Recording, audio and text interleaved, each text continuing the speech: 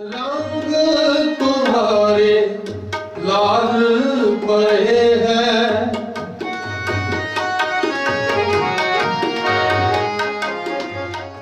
Sikhism is a religion, but really in the way of practice. Sikhism this is not a religion of monks. This is totally householders' religion. The very idea, the ideology of the Sikhism concerned to the society. It's like when Sikhism born, the circumstances, the entire atmosphere of that time, it was like the religious concerns were different from the society.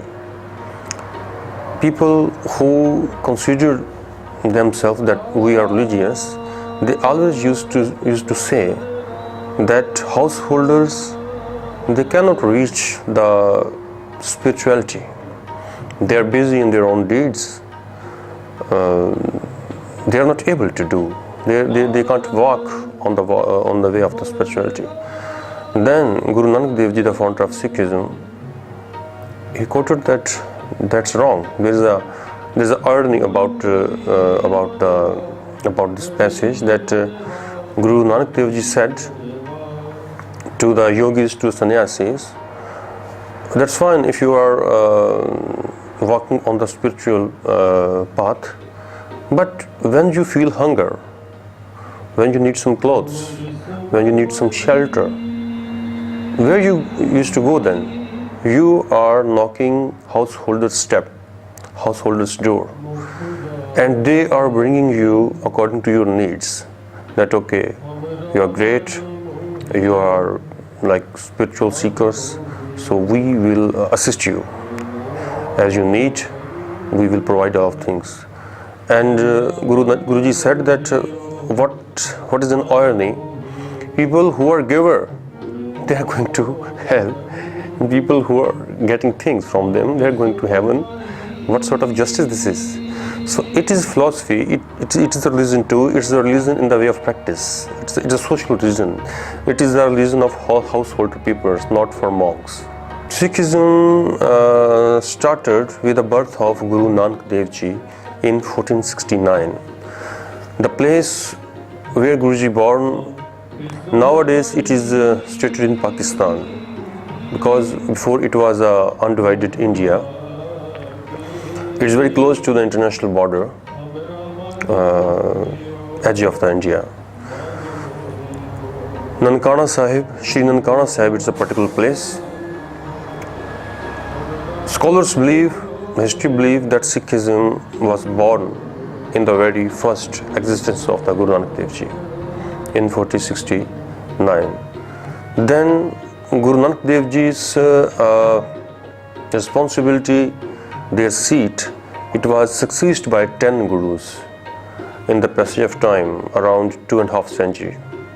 Later on, the 10th Guru, Guru Gobind Singh Ji, decided that in the future, the human living Guru, the way how the Sikhism was being followed by human gurus, it is going to be clasped, and now the Guru Granthi Sahib Ji, the Shabd Guru, the Guru of word, the entire Sikh philosophy, the entire Sikh thought will be led by the Shabd Guru, Guru Granthi Sahib Ji. So, from that particular day, now the Sikh philosophy, the Sikh history, the entire Sikh thought is being led, being followed by Guru Granthi Sahib Ji. We always follow the Shabad, the Gurbani of Guruji. We have a very basic concept of Sikhism. The entire Sikh philosophy is constructed upon three basic ideas. There are three basic ideas. Those are concerned to the first Guru, Guru Nanak Dev Ji. Later on, the entire Sikh history, all of 9 successors, they follow these basic principles. First of all, it is, as I told you, that Sikhism is a religion of householders. It's a social religion. So first of all, Guruji said, everyone should work hard in his or her life in order to earn money. Work hard with punctuality. It should be always the way of uncorruption. We should not steal anyone's money or anyone's wealth. So we should always earn money in the way of punctuality, in the way of hard working. There is a saying in India that you will never ever find a beggar who is sick. This is a very well-known phrase in India. You will never ever find a beggar who is sick. So that means that we took birth on this earth, we need to live. So we cannot live on someone's, we should take our own responsibilities, like basic needs, house, like clothes and food, we are householders. So we should always take a responsibility upon us. So we should earn money, but in the way of the punctuality. It's called kirt karo, work hard in your life. Doesn't matter what is your profession, if you're a pilot, if you're a chartered accountant, if you're a doctor, if you're a farmer. Always believe that we will go on this path in very punctual way. This is the first basic principle of the Sikhism. Second one, always meditate and be connected with just one God. In Sikhism, we doesn't believe in so many God and goddesses. God is one, and it is not just our God. It's the same God that is being, believed by Muslims, by Christians, by Bauds, by Jains. It's the same.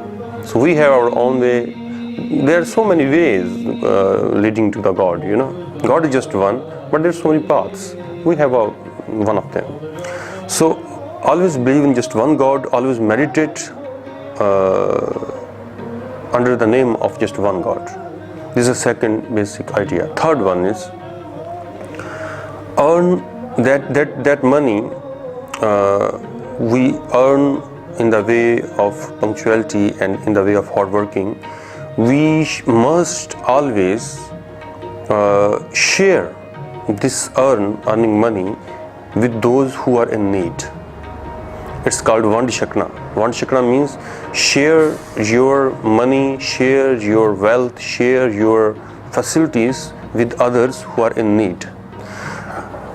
The basic difference of this principle with other philosophies is that in Sikhism we don't help others under the sense of donation. We always help others under the sense of duty. In Sikhism we believe that we cannot donate things. If I am going to donate something, first of all, the first rule is that the thing is being delivered by me. I should honor of that thing. If I have some money, I should honor of that money, I should own that money, then I can bring it to someone. I cannot bring someone's money to another one, And we believe that we are not honor of our facilities. Guru is the honor. God is there is just one and only personality concept who can donate, the God. We cannot donate things. We're using these things, this wealth, this all of whatever we have here, it was always here. Even when we took birth, the entire earth was here, the entire wealth was here. We appeared here and now we got some chance to use this, So we are not honor. We are just a middleman. In Sikhism we don't donate things, we always do duty.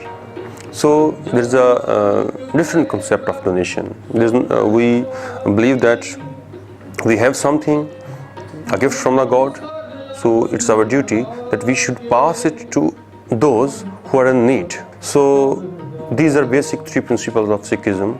Work hard in your life, always meditate just for one God, and share your earnings, your wealth with those who are in need.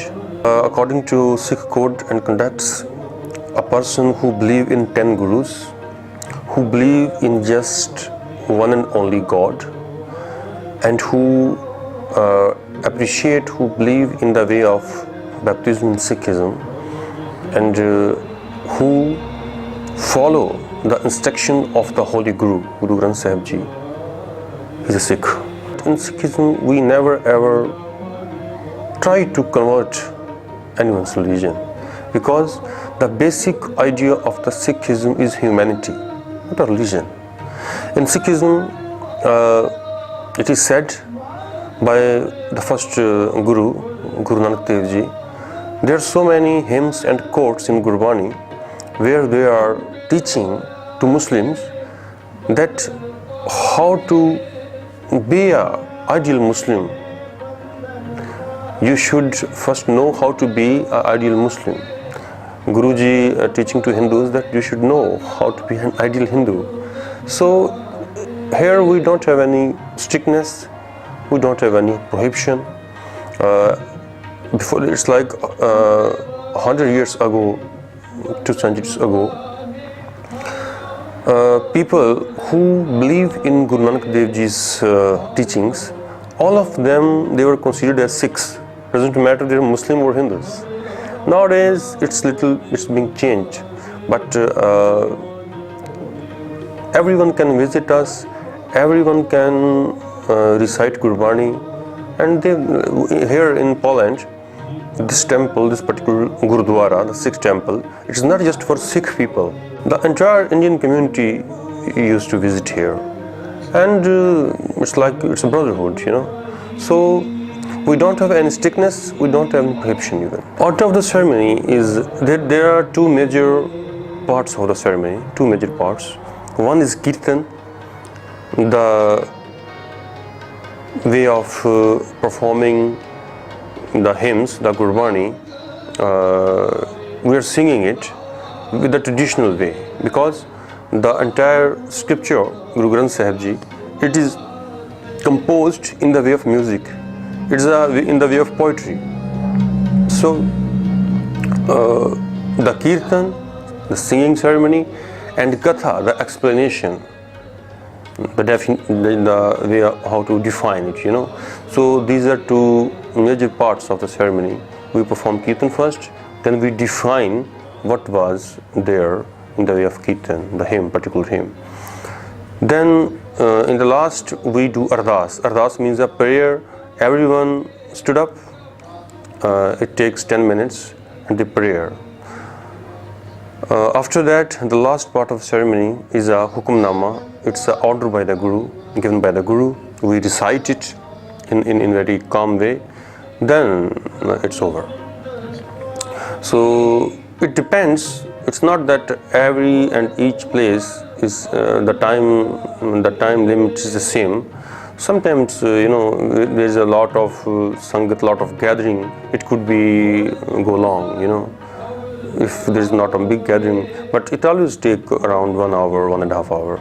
Yeah. Then there are some other ceremonies like Akhand Path. Akhand Path means we recite the entire scripture without of any pause, without of any break. It takes 48 hours during night and during day. It's like we take shifts, sometimes 2 hours shift. Then another reader, he just take the same hymn from the previous one, and it's going on. The same ceremony in different way, we recite the entire Holy Scripture with pauses. It could be like 1 week, 1 month, because there is no restriction that we should just going to finish it. So it's called Akhand Path, it's called Sahaj Path. So these are major ceremonies that is being performed in Gurudwara. Actually, in East Europe, the conditions are a little different. If you go to Britain, you will find over than 500 Gurudwaras in the entire country. If you go to Germany, you will find around 50 to 60 Gurudwaras. In Italy, over than 100. But in Poland, the thing is that East European region was not very well known for migration. People used to visit here, like when Gurudwara was started, we have hardly 50 to 100 families here, hardly 500 people. So the thing is, there is a belief in Sikhism, it's a phrase that wherever Sikh people go in the entire world, they do care about the Gurudwara first, then they think about their own houses. They cannot live without Gurudwara. Gurudwara is not just a religious place, as I told you, that it's a social place too for the Sikhs. They get together there, they worship for the God, they worship for the Guru, then they talk about their social things, So in 2004, community decided that we should have our own place. Warsaw is the one and only metro city in the Poland where migrated people used to live. It's a sort of international city in Poland. Russian, it's a different reason to choose Russian, because Yanki is a town where mostly where Indian people used to run their business, particularly textile business. So they used to live in Russian. So it was suitable to founded a Gurudwara here. So that's why in Warsaw, that's why in Russian. Right now, nowadays, we have around 800 people here in Russian. In the entire Warsaw, we have around 1,500.